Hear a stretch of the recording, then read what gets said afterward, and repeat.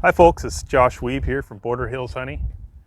So I won't be getting into the bees really at all today, but I did make a supply run into the city and out to Austin to pick up some beekeeping supplies and just to restock what I need here for the next month and a half. So I'll just go through, I'll tell you what I bought and maybe a little bit about why I use what I use.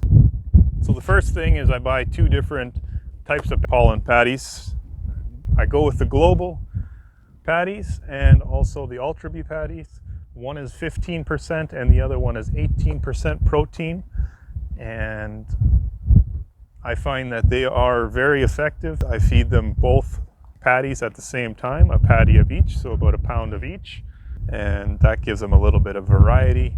And it does translate into the brood nest. I've had really good success with these patties, and I would say they're some of the best ones that I've tried so far, and we will continue to use them. Secondly, I bought 2 bags of dry powder, and I go with the Ultra Bee and the Bee Pro, and we use those for the bees to forage on when there is good weather out. It's stimulates them to go out and forage. We don't have many trees around, and so we usually feed this right up until about the time the dandelions start, and then they'll kind of stop taking the substitute. Typically we will feed the bees about per brood box, they'll take about 1 pound to 1.5 pounds of the dry and 2 to 3 pounds of the patties. The patties are great because if you get bad weather, like we've got a spell of bad weather coming through this week where it's going to go back below 0, but even if you get rainy weather and things like that, the patties on top of the colonies, they will continue to be able to turn that into brood below when otherwise they wouldn't be able to forage. And this early in the spring, especially in our area where we are lacking trees and we lack late pollen in this particular area where we're in, there is very little pollen in the colonies for the hives to use, and we need to get those protein patties on as soon as possible. And so we have already got some on there. We put half a patty of the Ultra Bee on just because I had some left over from last year, just to get them started, to get them through this next week, and then we can go back in them and really get them going if the weather does shape up for us. I also picked up 100 strips, I think it's 100, yeah. 100 strips of Apivar, 1 strip for every 5 frames of bees. So each nuke that we have will get 1 strip or 2 strips per double nuke box. And that will take care of the mites. We've had really good success with the Apivar, and we will continue to use it in the spring, alternating with oxalic acid in the fall.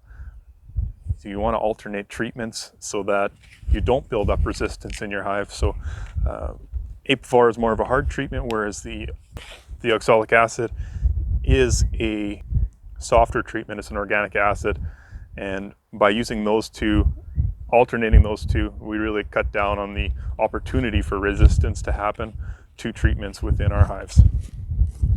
But typically we'll get to the fall and we'll test and we'll be under the 2% threshold level, but we like to knock those mites back completely with the oxalic acid.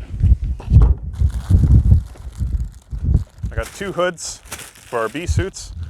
We really like the ventilated bee suits that we're using right now, but we're finding that the hoods, they're made of a bit of a plastic mesh, and that plastic mesh over time, just from wear and tear or from the heat of the sun, it does tend to crack.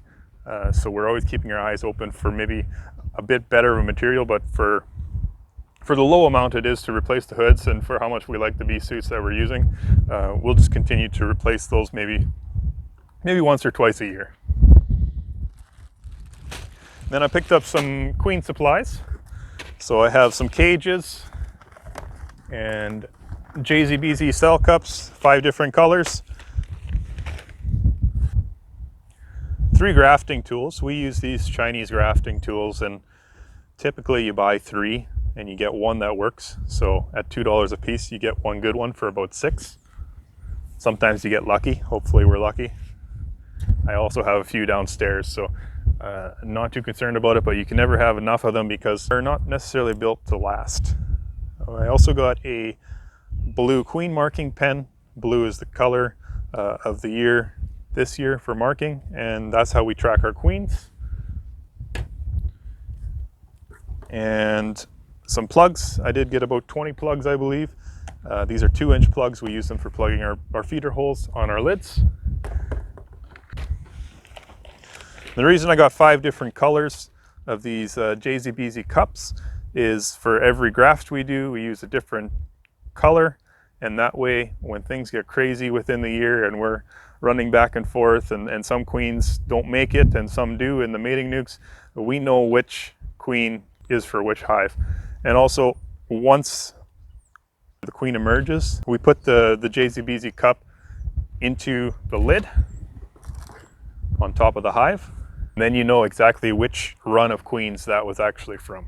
Last but not least, I have a pallet full of commercial grade supers from Lewis & Sons, and I've been very impressed with the work they do. I'm really happy with it. They make custom equipment for me.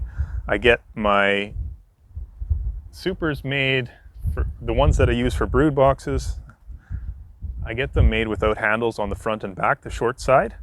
And that's because when we put the dado into them to put the divider in, if they have handles, that dado goes through the handle and creates a hole. And so just to avoid that, we get them made custom without the handles. So that's everything that I bought this spring. I've got a few more things on my list coming up, but we don't buy it all at once. That's $2,000 spent, and we'll put it all to good use, and hopefully it returns by the end of the year. If you have any questions, please do put them in the comments below. Feel free to watch any of these extra videos I have here at the end. If you want to see more of what we're doing here at Border Hills Honey, definitely subscribe to our channel. We've got the entire season upcoming, and I plan to do more filming and catch more of what we got going on in our operation. And hopefully you either learn something or you get some entertainment value out of it.